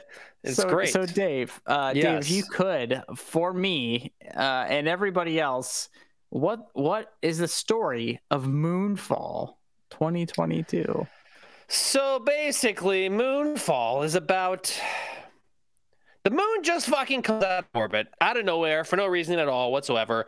No, there's a reason. It's a bad one. It's my synopsis here, Blake. Sorry, go on. You can have your own if you want. You. Basically, disgraced for some reason astronaut. I didn't even remember his name. He Patrick Wilson. I'm just gonna call him Patrick Wilson. Yes, Patrick Wilson's character, who's a disgraced astronaut after having some accident that NASA wasn't his fault. Wasn't his fault. NASA would know that, but blames him anyway. I don't know. Anyway, so he's back on Earth. He's grounded and he's fired and he's disgraced. And then he decides he gets like kind of met up with this conspiracy theorist guy who says that the moon's coming out of orbit and it's also actually a megastructure, which for anybody who doesn't know is a artificial satellite of a planet. It's made to look like a giant ball of rock, but is in fact a hollow thing that may or may not have stuff inside it. And for those who don't know, I am a major space nerd. This makes me angry. So, basically, Patrick Wilson's character, when he's on the mission, gets attacked by some weird entity that goes and drills into the moon, and that's why it suddenly starts coming out of orbit. Because and then it changes orbit and things no longer have physics applied to them at all. And then we have some backstory for characters, not backstory, but side story of characters that are not relevant and we don't need at all. Thank you. And focus on them for a good solid hour for no reason whatsoever. And then also turns out that it is a megastructure. The moon is fake and it's sent by previous humans who whoa spoiler alert for Moonfall 2022, Dave, the blockbuster hit. I'm spoiling everything. Yo, fuck this movie, spoil the whole thing. So basically humans from the past, the billions of years ago past, fucking they were on a different planet and they were so advanced that they made an AI that decided, you know what, I'm gonna kill you guys. And so they had to flee, and they found Earth as it was being formed, and like, this will be our new planet. And dude, it's this is like, it's like, oh god, it's like the shittiest Terminator version. Like, it's like James Cameron got fucking hammered one night and was like, listen, this is how Skynet is created billions of years ago. As a planet, and now we're here as Skynet. It's self-aware. It's like, bro, this movie is insane. It's basically, these AI nanobot things have taken over the moon and shifted its orbit in a way that is destroying the moon, and pieces of the moon will flake off and destroy the Earth. And they have to save them. We have to save the moon. This is a movie about Earth. Moonfall. Moonfall feels like a Christopher Nolan movie. If Christopher Nolan survived someone dropping a fucking anvil on his head, and he still had to make a movie 1 week later from scratch. Yes. He definitely has some kind of Dane Bramage as he's making this movie, and this is like, okay, hold on, one second. Yeah. Patrick Wilson and Halle Berry team up with some other guy to enact their plan to get to space and fight their ultimate enemy, the moon. Not a werewolf story. Oh my god, dude. That shit fucking insane. This movie's fucking crazy. I cannot believe this was made. We thought last week's Airplane versus Volcano was bad in terms was that of even story. Last week? I guess 2 weeks ago. Like Sorry, 2 weeks ago. Yeah, 2 weeks ago's Airplane versus Volcano was bad. This was so much more stupid. I have that in my notes. It's like give me Airplane versus Volcano back. Please. Give me Dean Cain, baby. What the fuck, dude? What the fuck is happening? Unbelievable. So yeah, that's my first impression is, what the fuck? Why am I watching this? Fuck you, Dave. I'm gonna find you. I'm gonna hurt you. I'm gonna leave booby traps in your apartment. So when you get to LA, you're like, oh, I'm finally here, and you open the door and you get a shovel to the face or something. Listen, Chloe one asked me when I told her we were watching this movie. She goes, "Why do you keep picking terrible movies?" And I said, "Because I want to watch Blake suffer." Joke's on you, motherfucker. We're all suffering, baby. We're on an emotional downslide, and so this is the equivalent of us eating a gallon of ice cream in our underwear on the sofa and crying to 80s hits. I will ask you, because you always ask me first. Will you say what are your? But I'm going to ask, do you have any likes? I liked how much this movie made me laugh. Okay, great. That's genuine. Yes. I was pissed. And then I was like, come on, come on. No. And like this movie, I liked that this movie pulled one over on me. Oh, I liked that I watched this entire movie and I didn't break my TV. Oh, okay. I didn't pay for this movie. Excuse me. I actually do have a genuine like of this movie. Oh, hit me. Yeah, please. The visuals were actually pretty cool looking. Somebody spent money on this movie. This is I think don't quote me on this, but I had read somewhere that this was like technically the highest budget independent film ever made. Really? Yeah. Because like I said, it was like a lot of like Chinese backers, like financiers for this film and stuff, and it was done outside of the studio system, making it technically an independent film. Yes, and stuff. I think the visuals really weren't that bad. You're right. I agree with you. I think some of the VFX stuff really wasn't terrible, despite how absolutely ludicrous everything was. Somebody cared. They spent money on it. That's all. Someone cared, and it was the VFX guy, and that's it. Nobody else gave a fuck about this movie. He was VFXing this movie like it was the last job he was ever gonna have. I'm telling you. Before the moon blew up in his face. I'm gonna use this as a way to get a real job. That's exactly what this was. This is one for the demo reel for sure. Absolutely, because you don't need any of the other bullshit. Good for him. I hope this dude got paid big. I hope he did too. But I will. I want to go ahead and kick off some of my dislikes. I'm going to go ahead and get into Space Nerd here right away. So, spoiler alert: the moon is hollow, but inside is a neutron star, not a neutron star, a white dwarf star. White dwarf star. Sorry, neutron stars in somewhere else in my head. White dwarf star, and there's a Dyson sphere, which is a theoretical piece of equipment that can surround a star and harness the energy that comes from it. Yeah, they also make really great vacuums and hand dryers. Go on. And the the moon is like artificial casing around it. Thank you, Jordan. And like it's so small. Like the moon is very tiny in terms of like overall size, and so that means that white dwarf is so much smaller than the moon, which I don't think is a thing. I don't think there's any white dwarfs that small. But even if there were, a white dwarf star is still so much more dense than anything in our solar system. Everything would have been orbiting it. Okay, that's what I thought. Like, wow,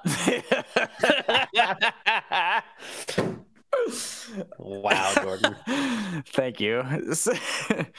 It's one of those things where like I had these thoughts in my head and I was like, I don't care. If this movie doesn't care, I don't fucking care about this. I'm glad I know you're a space nerd, and I lean on you for these kind of things because I don't really know. Some stupid thoughts pop into my head, but I don't actually know because I don't actually care. I will say this is rough. In the moment, I did not care about it. I was like, I didn't actually even think about it until just now. But the one thing I did care about is in the moment was basically they're like, well, the moon's gravity is suddenly so much more, which it would have been the whole time. But anyway, as it gets closer, the pull of the moon is it's pulling like the gravity and big waves. And so they're like, oh, one of the engines is down from the ship. We can't go. Actually, the moon's floating by. We can go.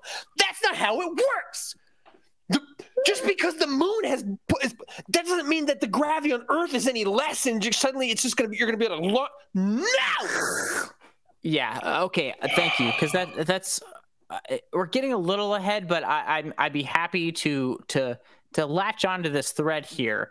Patrick Wilson and Halle Berry were in space together in the first scene, and their friend dies. Halle Berry still has a job at NASA. Patrick Wilson is like I don't know, he like rides a motorcycle now, and he lives in a shitty apartment in LA. And he's getting evicted. Yeah, it's embarrassing.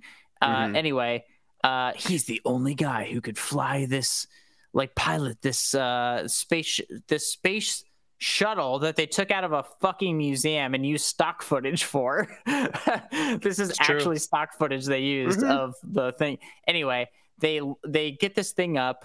And they have a couple engines, and there's an earthquake that happens because the moon triggered an earthquake, and it kills one of the engines. And like, shit, we're not gonna be able to launch now. Everybody go home and die. Bye.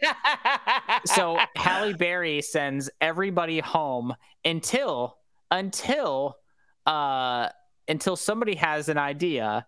By the way, okay, this is another thread. I don't want to get every good idea in this movie, usable idea in this movie to solve problems is figured out by children and fucking idiots. Yes. And so anyway, they're like, okay, cool. After they sent everybody home on their helicopters to die with their family, they're like, wait, we can still do this, because apparently it takes 5 people to launch a fucking space shuttle. And they all get it in the space shuttle, including a guy named Casey, who we haven't even talked about yet. And because the moon is coming close, like the moon sucks them off the Earth. Which is not how that works. It's not how that works. I don't even care about the reality of this. It didn't even sell me within the movie's reality. No, it didn't. Also, they have to hurry up, because as if the stakes weren't already high enough, the moon's gravity is so strong that it's so close that it's sucking the entire ocean basically up at this giant wall. They're like, oh no! And then they're like, you hear like, we're in the water, and then just it comes. No, the water would have fucking put out the sparks and the igniter. That it's done. You're done. You're dead. Sorry. That's why I say this movie was made by like Christopher Nolan's like little brother Jimothy Nolan, who is 8, and they're like, this kid has potential. Give him a movie. He's like, I don't know. It's so everything's dumb. Here's another thing just occurred to me. This whole thing is taking place. I do too. This whole thing's taking place. Okay. What's going on with the guys on the ISS? You just see them like,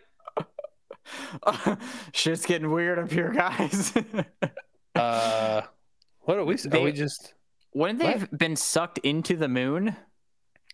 It just depends on where they were when the moon was passing. Although luckily enough, they show like a shot from space where the moon is like coming like really close to the Earth, and everybody like in the U.S. like, oh, thank God it's not us. Thank God it's everybody in like India and Europe that's dead as shit now. Yeah. We're good. We're America. God damn it. Everything's bad. I'm just gonna go through. I have so many dislikes.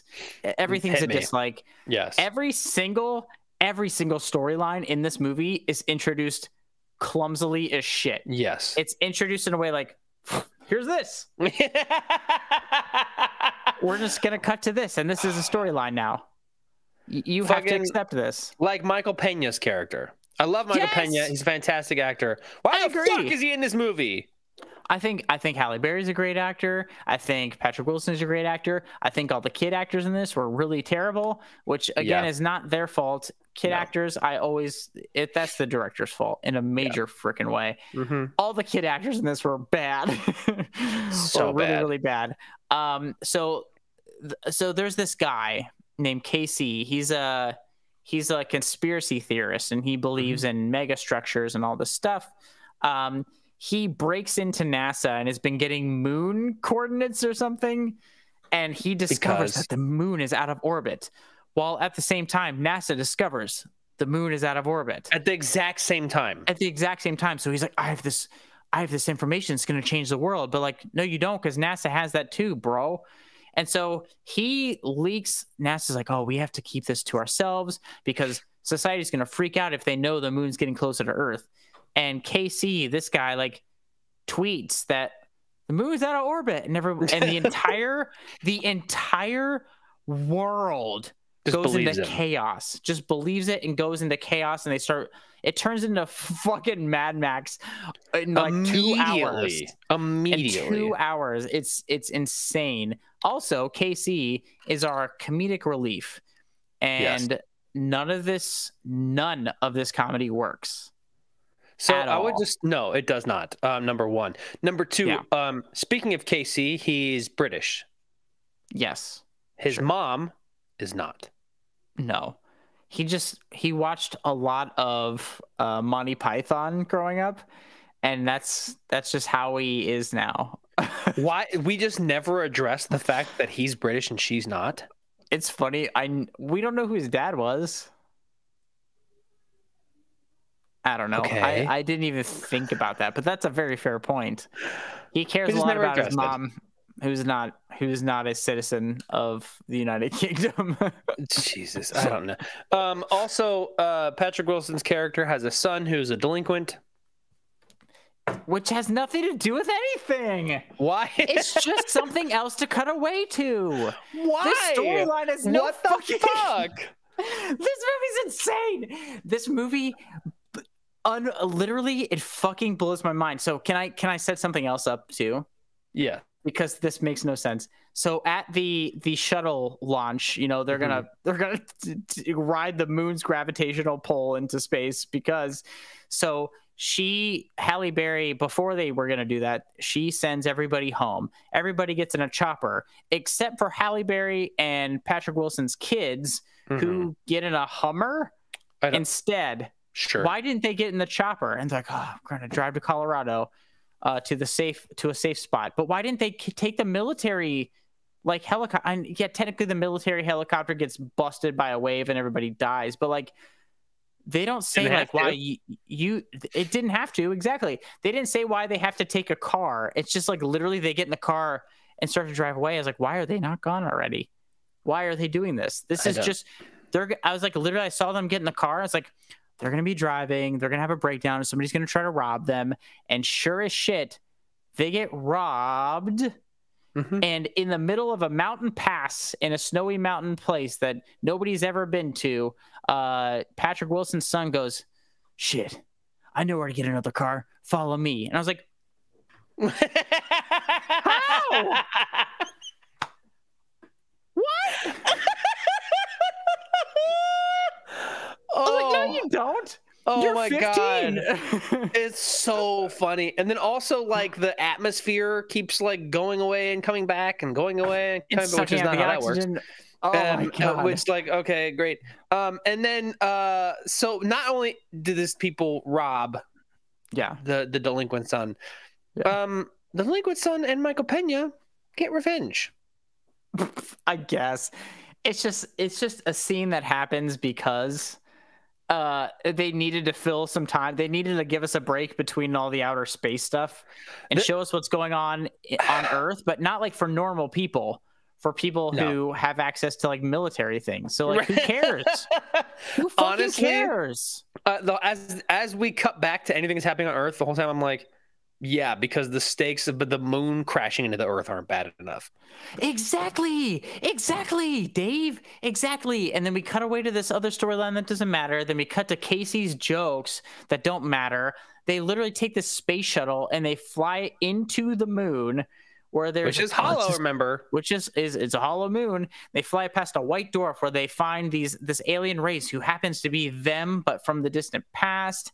And oh my God, it's just. Oh, it's so dumb and it doesn't make any sense. And on top of that, the exposition we get for when they explain this, like, you know, ancient civilization on other planets, we get the worst kid reading exposition I've ever heard in my fucking life. It's like this kid is reading it like he's a child magician, like about to go on his first performance.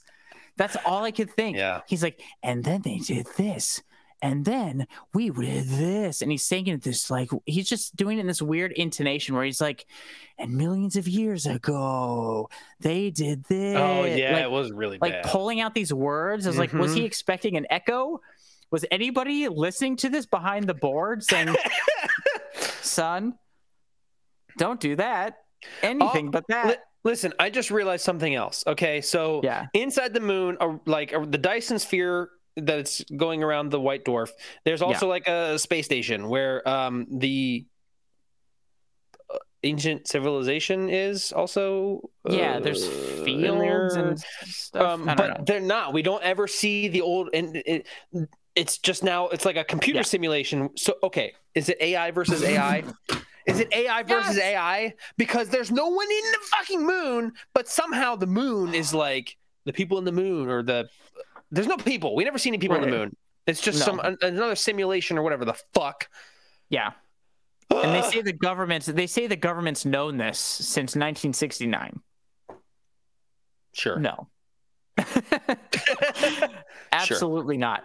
Absolutely not. On top of this too, on top of all this absurdity, so Halle Berry's ex-husband is also high up in the military. So the thing is, if they don't kill this AI thing and get the moon back in orbit, the United States government is gonna unleash every single nuke in the world to blow up the moon, which is exactly how that works. And right before they nuke the moon, right before they literally hands on the keys and everything like that, the general or whoever the fuck is like, okay, go launch. And he turns his key, and Halle Berry's husband doesn't. He pulls it out. And I'm like, why?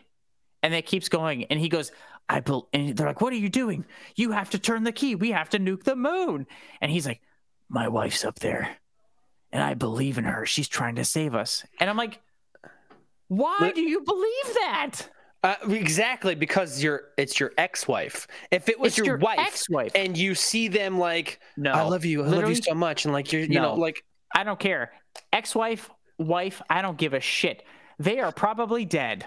I'm sorry. I mean, whatever. They happen to not be dead by a literal miracle. Many miracles stacked on top of each other. I just feel her up there. She's gonna save us. I'm like, no, bro. You're 8 seconds from the moon literally giving you a horrible compound fracture. So you need to nuke it. Also, but here's the thing. Nuking it, even if it was to actually blow up the moon, it's still going to destroy the Earth. Because where do you think all those pieces are going to go? And as they mentioned in the movie, all the like radioactive fallout. Yes. Bro, it's so stupid. It's so stupid. I hate this movie. We don't need to see any of their families. Yeah. We don't. No. We don't need to see any of their families. I don't give a fuck about Halle Berry's kid. I didn't give a fuck about the kid. The only thing that actually matters is the Halle Berry Patrick Wilson storyline of them. Yes. Not that it's good, but it's the only thing of any actual consequence is Halle Berry and Patrick Wilson and Casey, whatever the actor's name is, their storyline. Casey sacrifices himself because, sure, I don't care. I literally don't care. What? He sacrifices himself to get the moon back in orbit, and he saves the world. And his consciousness was captured by the AI, and so he gets to talk to his mom, who's also AI, within the moon. Now that's like, there's like this overly emotional ending with him that I hate it. I hate this movie, and none of it works at all, and it's so infuriating, and it's also very long. It's too long. Hold on, way too long. It's like 2 hours and something minutes. Oh, wow. It's only 2 hours and 10 minutes. It felt longer than John Wick. It did feel longer than John Wick, A lot longer. sure. Especially because what? You know who directed this movie? Who? I don't know how I didn't realize this until now, probably because I was so pissed at it. You're going to shit your pants. Who? Roland Emmerich directed this. I know who that is. You do know who that is. Hold I on. don't remember names. Do you remember a little movie called Independence Day? Little movie called The Day After Tomorrow. Up. Little movie Are you called fucking Godzilla? serious? I'm dead fucking serious, bro. What? Why Dead. would you taint yourself with this, bro? What the Dead fuck? ass serious. No. No. This movie. He also directed the Independence Day Resurgence, which was bad. He directed White House Down, which was bad. Directed Anonymous, which also was bad. 2012. Oh, he directed 2012, the John Cusack movie, that disaster movie, which was a disaster. 10,000 BC. Haha. The Day After Tomorrow. The Patriot. Also not a great movie. But yeah. Oh, he directed Stargate too. What? This dude, I'm telling you. Why have you done this to us, Emmerich? I didn't realize, but that checks out in 1,000 ways. Yes, it does. This is absurd. This is the most absurd fucking movie I've seen in a long time. I cannot believe it. I cannot believe it. I'm blown away too, dude. Honestly, what the fuck? I'm fucking speechless about this movie. So then, is this a recommend for you? Of course it's a recommend. This is the most absurd thing I've ever seen in my life.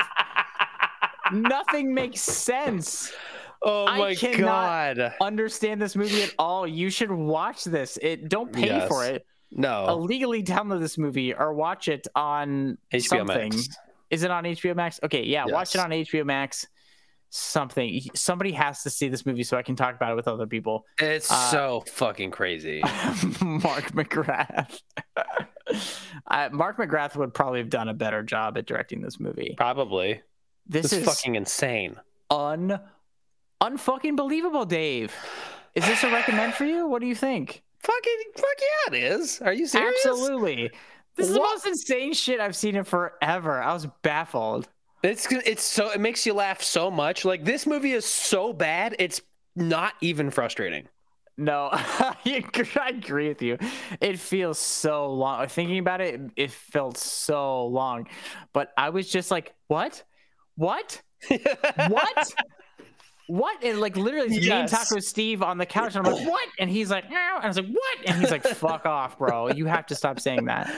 Like, literally, this movie for me, every time something happened, I'm like, that's not how that works. I could not believe it. I could not fucking believe it, Dave. This movie, oh Jesus. This movie gave me an aneurysm. Yes. And so it hurts. And so if I have to suffer insurmountable medical bills, so do you. You should watch this movie. You should go see this thing. Yes, absolutely. Please suffer with us. I hate it so much, Dave. So that's 2 recommends and 2 recommends for John Wick. Not in the same way. Nope. Nope. But 2 recommends nonetheless. This movie is a fucking nightmare. Watch it if you have HBO Max. If you don't, illegally download it. Imbibe in some substances or enjoy it with your cat. I know I did. And make your cat imbibe in some substances and then enjoy it with your cat. Yep. If he pisses on your couch, call Roland Emmerich to get your money back. Oh, God. All right. Well, Blake, what do we got coming up?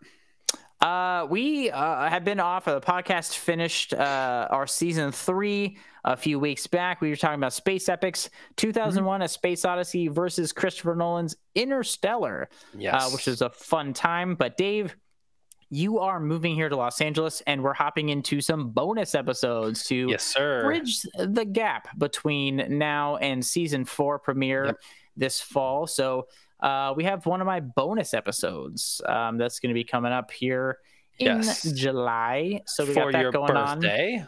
Exactly. I'm very excited. I have an idea of what I want to do, but I don't want to blow my load just yet. Not yet. So we'll keep you all. You know me, I try. It's scarce these days, you know, and now that I'm in my 50s. So yeah, it's true. But short of that, you can also check us out elsewhere, right? Yes, we are on all of the social media platforms. We're Instagram, TikTok, Facebook, Twitter. It's at First Prize Pod. We post clips. In off season, we post clips from our streams in case you miss it. And then also in season, we post clips of actual episode stuff. So check that out if you're bored. And we're also on YouTube. Like, yes, we are. You can watch our past episodes, especially the last 4 or 5 episodes, actually. You can see us. It's a full video podcast now. In our 3rd season. It's great. So you can see the show, you can see the clips, you can see all the stuff and comment.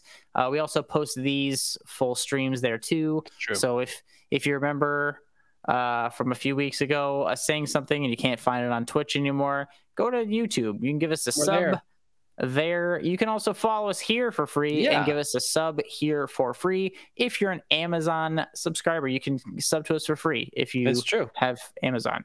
Yep, Amazon Prime. You can subscribe to us for free. That's the word.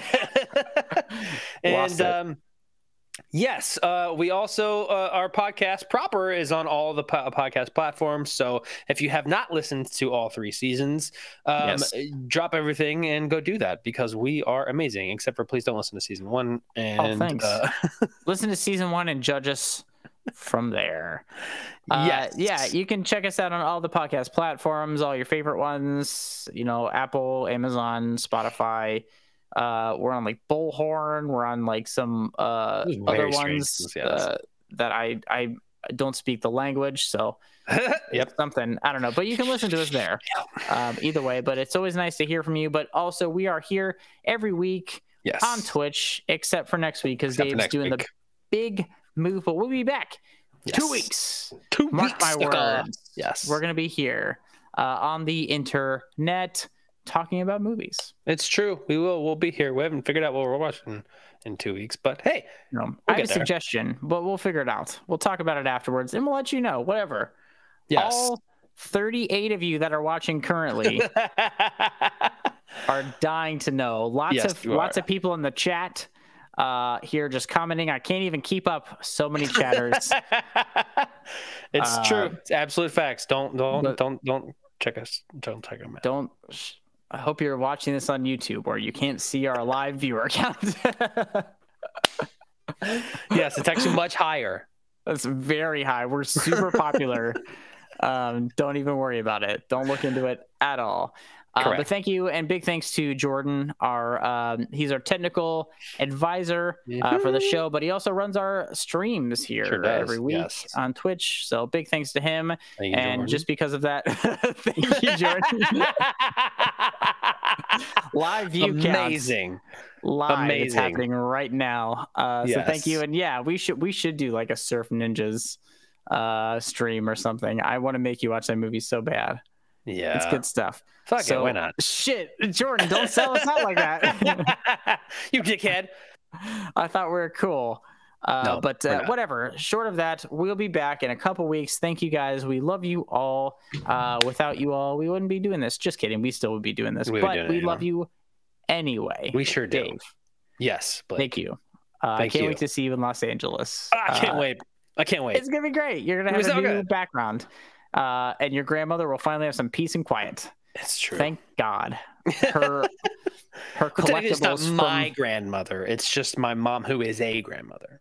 I wouldn't. Okay, to be clear, that was a joke, Teresa. I'm not making jokes at your expense. I love you, and you deserve to have your extra bedroom back.